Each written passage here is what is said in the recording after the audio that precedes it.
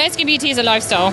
It's an ethos. It's a thought process. It's something that you want to snuggle into and wear and put on. What I mean by that is that it's the way that you live your life, and it's the principles that you want to be a holistic person through and through. So you're more conscious about how you treat other people, your own mental health, how you treat yourself, what you put on your skin, what you eat, how much sleep you get, and how you can make your body feel better and work better.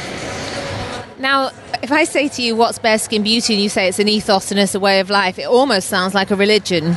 It does. It does. So let's talk about it as a product then. If you had to write one sentence that put you into like a catalogue of sorts, what would be written in the catalogue?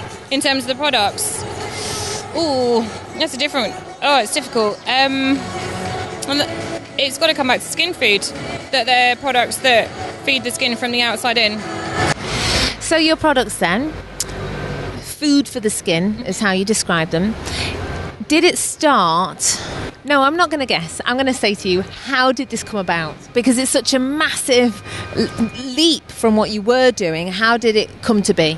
Well, I've always been making rudimentary skincare. My uncle, the nutritionist, who's had such a huge influence on my life and my perspective on life and how I conduct myself, he taught me how to make rose water out of rose petals and, really, really rudimentary skincare. And I've always been playing around with things. Ever since I was a child, I would take a bit of Johnson's this and, mix stuff together and people would think, really, why do I have to put that on my skin? That's wonderful, Juliette, from a very young age. And I was just fascinated by what was in the stuff I was sticking on my skin. And then when I became more aware by reading countless books like Toxic Beauty and Skin Deep and all those, and realised the ingredients in commercial skincare, my legal brain started to get more and more outraged by this, thinking, how can it be legal for products to be dangerous and we're paying a premium effectively to damage our skin? That seems like counterintuitive madness.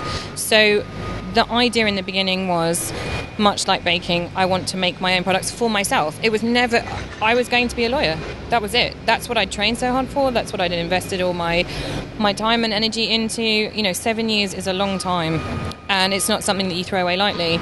I started with the products I would use on a daily basis. That's how it started, and then friends said, can I have some? And then they came back and said, can I have some more? And then they were like, my friends want some, and it grew from there. And in fact, it was one particular friend who I can squarely blame, Anna Mertz, who 3-4 years ago, she's a beauty therapist. She had a very young son at the time, and she kept harassing me to start my company, saying, law's not for you, it's not what you're supposed to be doing, you're supposed to be doing this. She got it, she understood what I was trying to achieve from the outset. And I said no, because I was thinking with my legal head, I was thinking, I'm going to get sued. And then I'm thinking, hang on, my products are completely natural and edible, how am I going to get sued? What exactly is going to happen? But the legal brain was always thinking. And then that approach didn't work. So 3 months later, she came back and she said, right, I've now thrown all my products away, so if you don't give me some to treat my customers, I can't feed my son. And she knew that would be the thing that would stick in my head, and I go, okay. And that got me over that hump of being terrified about the public's reaction. I can't feed my son. Yeah, she used emotional blackmail, but she knew me well enough to know that the nicey wasn't getting through, so she had to come in at an angle with something that would make me go, okay, and it worked.